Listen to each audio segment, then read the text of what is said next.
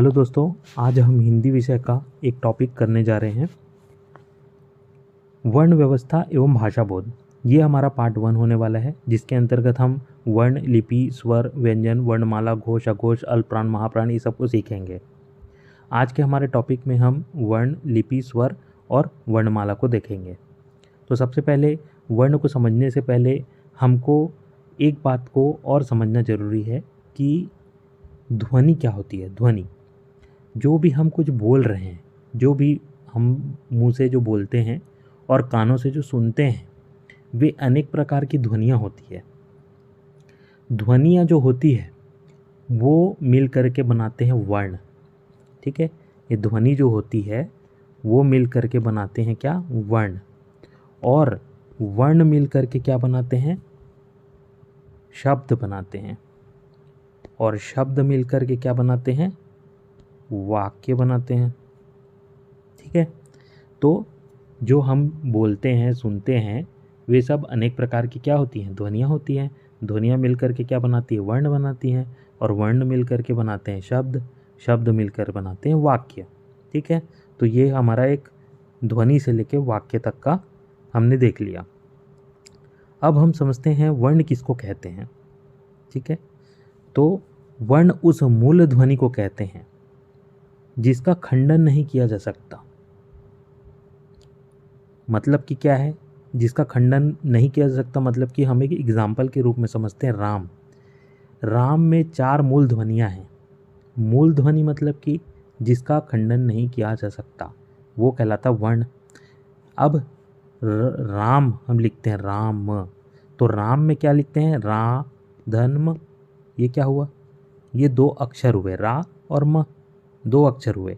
लेकिन जब आपको वर्ण पूछा जाएगा तो राम में कितने वर्ण हैं? र, जिसमें हलंत लगा।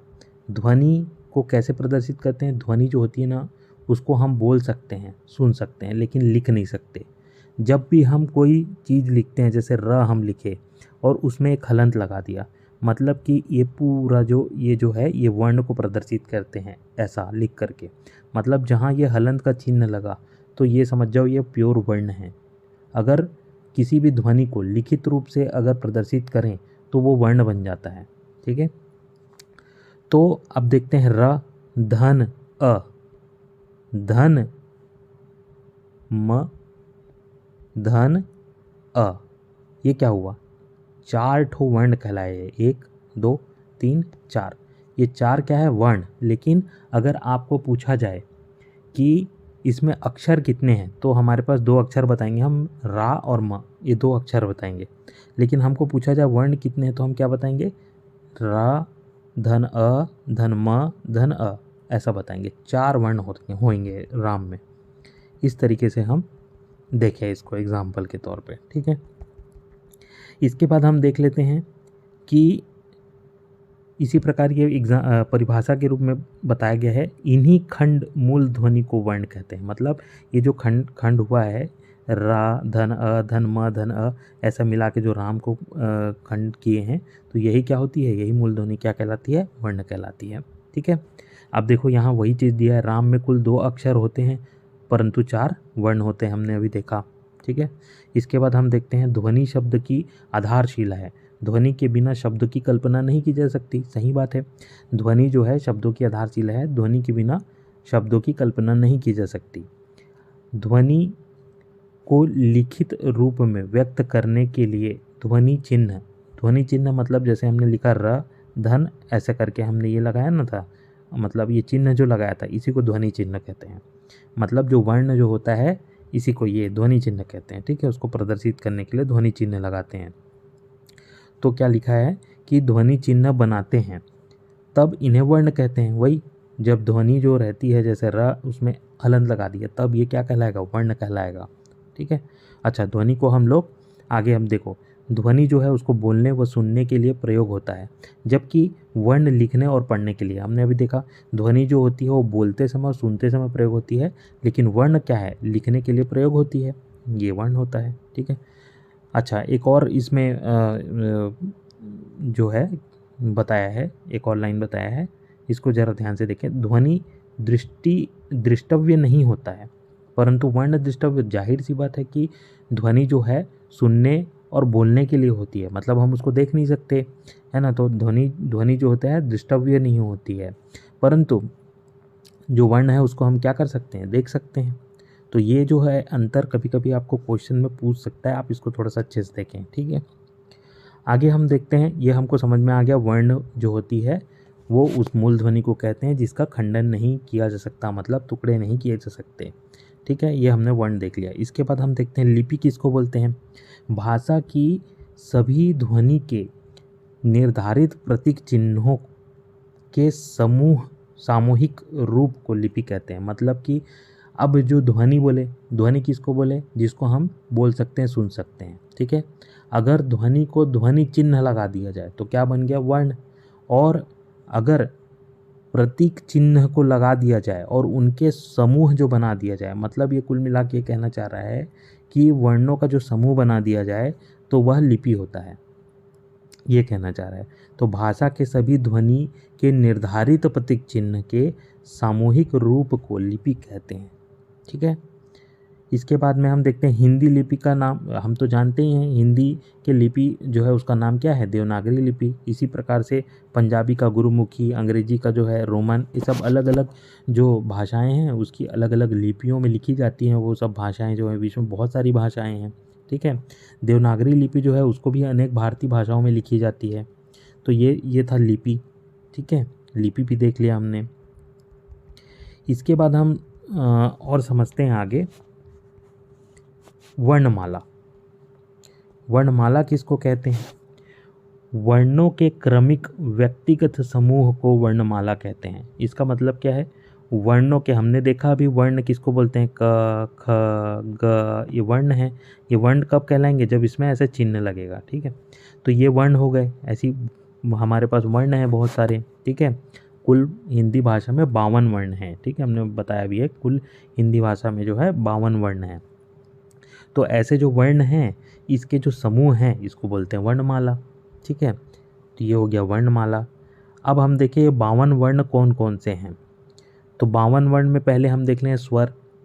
स्वरों में होते हैं 11 स्वर, ठीक है। ये मानवीकृत में है, मानक रूप में हमने स्वरों के 11 जो है संख्या माने हैं, ठीक है। उसके बाद हम देखते हैं स्वरों में ही 11 स्वर हो गए और 2 अयोगवाह होते हैं। कुल मिला के टोटल हो गए 13, ठीक है। तो आपको अगर पूछा जाए कि स्वर कितने होते हैं तो आपको बताना है स्वरों की संख्या कितनी होती है, 11 होती है, हमने अभी बताया अभी। और 2 क्या होते हैं, अयोगवाह होते हैं। अब हम आगे देखेंगे अयोगवाह क्या किसको बोलते हैं। अभी हम ये जानते हैं कि 2 अयोगवाह होते हैं। इसके बाद 35 व्यंजन होते हैं। अब ये व्यंजन के भी अलग अलग कैटेगरी हैं, जैसे कि 25 स्पर्श व्यंजन होते हैं, 4 अंतस्थ व्यंजन होते हैं, 4 ऊष्म व्यंजन होते हैं और 2 जो हैं वो द्विगु व्यंजन होते हैं। इसके बारे में हम अगले वीडियो पे भी चर्चा करेंगे। आज हम स्वर के और अयोगवाह के बारे में देखेंगे। इसके अलावा 4 संयुक्त व्यंजन भी होते हैं। तो कुल मिला के कितने वर्ण हुए, 52 वर्ण होते हैं। आइए दोस्तों हम स्वर के बारे में समझते हैं। वर्ण बिना किसी अन्य वर्णों की सहायता से बोला जाता है तो वो क्या कहलाता है, स्वर कहलाता है। मतलब कि बिना किसी और जो वर्ण है उसकी सहायता से बोला गया जाए, अगर वर्ण बोला जाए तो वो क्या कहलाएगा, स्वर कहलाएगा। जैसे कि बिना सहायता के बोला है, मतलब वो अपने में स्वतंत्र होता है। स्वर जो है अपने में स्वतंत्र होता है, ये भी हम कह सकते हैं, ठीक है। अब हमने पहले भी अभी एक लाइन पढ़ा हुआ था कि मानक रूप से स्वरों की संख्या कितनी बताई गई है, 11। अब हम देख लेते हैं कौन कौन से स्वर हैं। तो स्वर में हम देख ले आ ई ऊ ए औ री, ये कुल 11 स्वर होते हैं, ठीक है। अब जो स्वर हम 11 स्वर हमने देख लिया, तो स्वरों का भी अपना एक वर्गीकरण होता है। वर्गीकरण कैसे, एक होता है ह्रस्व स्वर, या जिसको बोलते हैं लघु स्वर। ये किसको बोलते हैं, ह्रस्व स्वर या लघु स्वर उसको बोलते हैं जिनके उच्चारण में एक मात्रा का समय लगे। बहुत ही सिंपल है, एक मात्रा का समय लगे। अब एक मात्रा का समय मतलब हम लोग एग्जाम्पल से समझते हैं, अ ई ऊ, री, ये छोटे छोटे आ है ना, छोटे आ, छोटे ई, छोटे ऊ और री, ये चार जो होते हैं ये लघु स्वर कहलाते हैं। ठीक है, ये चार जो होते हैं ये लघु स्वर कहलाते हैं। इसके बाद हम देखते हैं दीर्घ स्वर या गुरु स्वर, जिनके उच्चारण में ह्रस्व स्वर से थोड़ा ज़्यादा मतलब 2 गुना समय लगे, या फिर 2 मात्राओं का समय जहाँ पर लगे, है ना, उसके उच्चारण में 2 मात्राओं का समय लगे, तो उसको क्या बोलेंगे, दीर्घ स्वर या फिर गुरु स्वर कहेंगे। अब ये मात्राएं कैसे होंगी, जो बड़े आ है, ई है, ऊ है, ए है, ओ है, औ है, ये 7 प्रकार के जो होते हैं दीर्घ स्वर या गुरु स्वर होते हैं। इसके बाद हम देखते हैं प्लुप्त स्वर। ये प्लुप्त किसको बोलते हैं, जिसके उच्चारण में 3 मात्राओं का समय लगता है। इसके लिए एक प्रदर्शित चिन्ह भी है, ऐसे करके जो बना रहता है इसको हम लोग इस तरीके से प्रदर्शित करते हैं, ये प्लुप्त स्वर को प्रदर्शित करते हैं इन चिन्हों से। इसका हम एग्जाम्पल भी एक देख लेते हैं, जैसे कि हम कहते हैं राम, तो हम कैसे बोलते हैं, राम, ऐसा बोलते हैं, तो इसको इस तरीके से प्रदर्शित करते हैं। ठीक है, ये होता है प्लुप्त। जैसे ओम हम कहते हैं, ओम, ओ ऐसे लिखते हैं, ओम ऐसे लिखते हैं, तो ये इस तरीके से प्रदर्शित करते हैं। ठीक है, ये होता है प्लुप्त स्वर, जिसमें 3 मात्राओं का समय लगता है।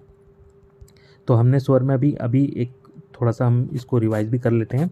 हमने स्वर में क्या देखा, हमने देखा कि 11 प्रकार के स्वर हो गए।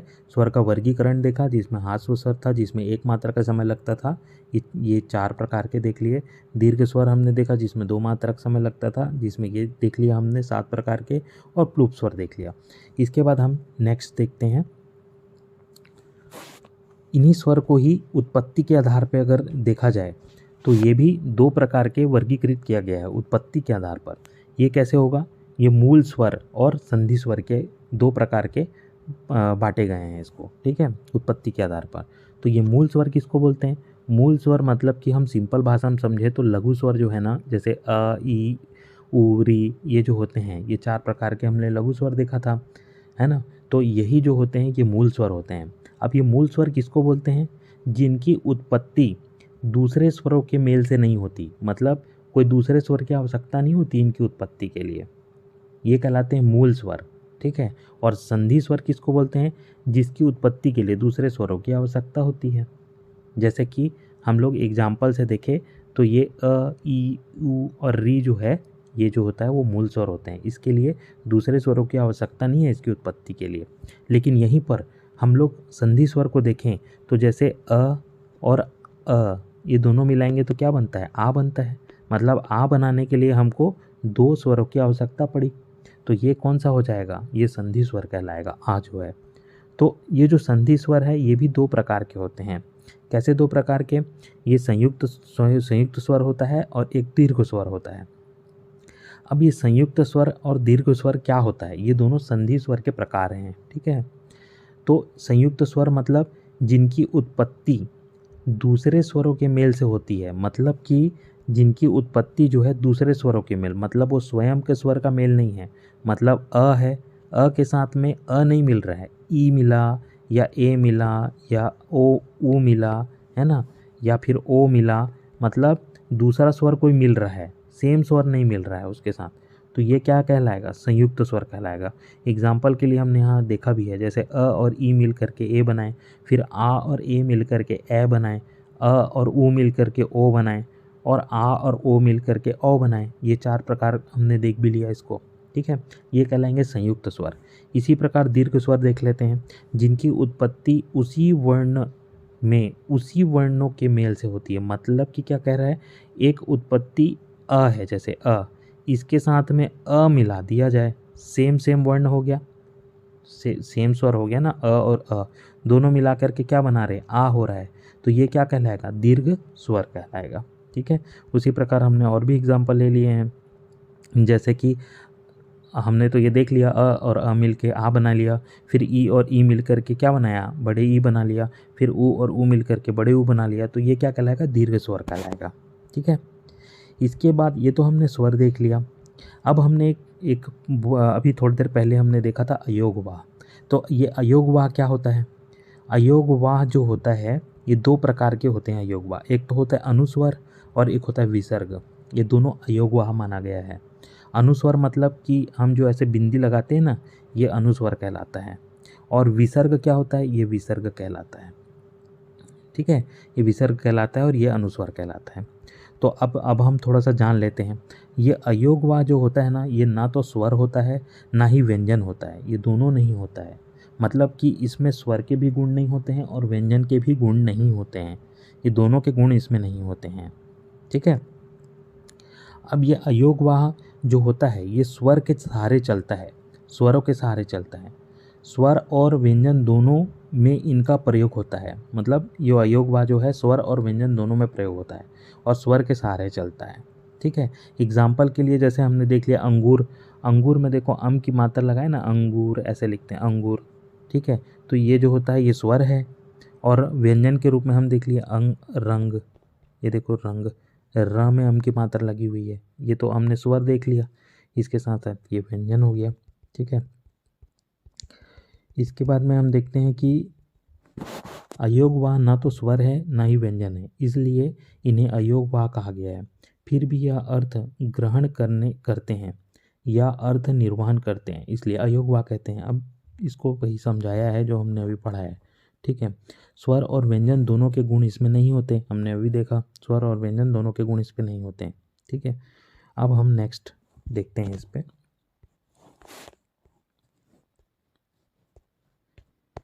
देखिए, अयोगवाह स्वर के बाद आते हैं और व्यंजन स्वर के पहले आते हैं। अब इसको एक एग्जाम्पल के तौर पे ज़्यादा अच्छे से समझा जा सकता है। हमने कहा कि अयोगवाह जो है वो स्वर के बाद आता है, मतलब इसमें एग्जाम्पल में देख लेते हैं। अयोगवाह जो है स्वर के बाद आता है, कैसे? ग लिखते हैं हम लोग, ग, कोई ग लिखा, ठीक है, ग, धन, अ, धन, अम की मात्रा लगाएंगे तब ये क्या बनाता है, गंग, ऐसा बनाता है। ठीक है। तो सबसे पहले हम लोग इसको देखते हैं तो और अच्छे से समझ में आएगा। मैं एक बार फिर से इसको रिपीट कर दे रहा हूँ। अयोगवाह स्वर के बाद आते हैं और व्यंजन जो है स्वर के पहले आते हैं। तो हम लोग अयोगवाह स्वर के बाद आते हैं, इसको देखने से पहले व्यंजन स्वर के पहले आते हैं, इसको देखते हैं। कोई भी व्यंजन जो होता है, व्यंजन कब कहलाएगा? जैसे क, ख, ग, ये सब व्यंजन है, इसमें ऐसे डैश लगा दो, ये चिन्ह लगेगा तभी वो व्यंजन है। ठीक है। तो ये व्यंजन है, अब ये प्योर व्यंजन कहलाया है। ठीक है। तो हमने जैसे इसको देखा, ग बनाना है हमको, ग, तो उसके लिए हम कैसे लिखते हैं, ग, इसमें डैश लगाया प्लस अ, दोनों मिला करके हमारा बना ग। ठीक है, ये बना ग। तो अब देखो इसमें क्या हो रहा है, जैसे कि हमने यहाँ पर भी एग्जाम्पल लिया है, ग और अ मिला करके ग बनाया, मतलब कि व्यंजन किसके पहले आ रहा है, स्वर के पहले आ रहा है। अब म बनाना है तो व्यंजन जो है वो स्वर के पहले आ रहा है, हमने यहाँ पर दोनों एग्जाम्पल में देखा। उसी प्रकार अयोगवाह जो है वो स्वर के बाद आता है। अब अयोगवाह स्वर के बाद कैसे आता है, जैसे कि हमने लिखा अयोगवाह स्वर के बाद आता है, तो इसको देखने के लिए हमने समझा कि ग ये हो गया व्यंजन प्लस अ ये हो गया स्वर प्लस अम की मात्रा, ये मिल करके क्या बनाया, ग, ग, ऐसा बनाया ना। तो इसका मतलब यही बोल रहा है वो, अयोगवाह जो है वो स्वर के बाद आता है, स्वर के बाद आ रहा है। ठीक है। तो ये दोनों एग्जाम्पल से हमने समझ लिया। उसी प्रकार एक और एग्जाम्पल में हमने लिया है, जैसे कि म, धन, अ, उसके बाद ये विसर्ग लगा दिया। ठीक है। तो ये मिल के कि क्या बना, म, म, ऐसा बना। ठीक है। अब देखो इसमें भी वही बात बोल रहा है, अयोगवाह जो है ये अयोगवाह है, ये किसके बाद में आ रहा है, स्वर के बाद में आ रहा है। ठीक है। तो ये हमने देख लिया। ठीक है। इसके बाद हमने देखा अनुस्वार। अनुस्वार ये जो हमने अभी देखा है, इसको हम थोड़ा सा और समझ लेते हैं। अनुस्वार को हम लोग इस तरीके से बिंदी के आधार पर लगा के हम समझ सकते हैं, है ना। इसको ऐसे ही दर्शाया जाता है। इसकी जो ध्वनि होती है, अनुस्वार की ध्वनि जो होती है वो नाक से निकलती है और इसका उच्चारण जोर से किया जाता है। अम की मतलब जोर से किया जाता है। ठीक है।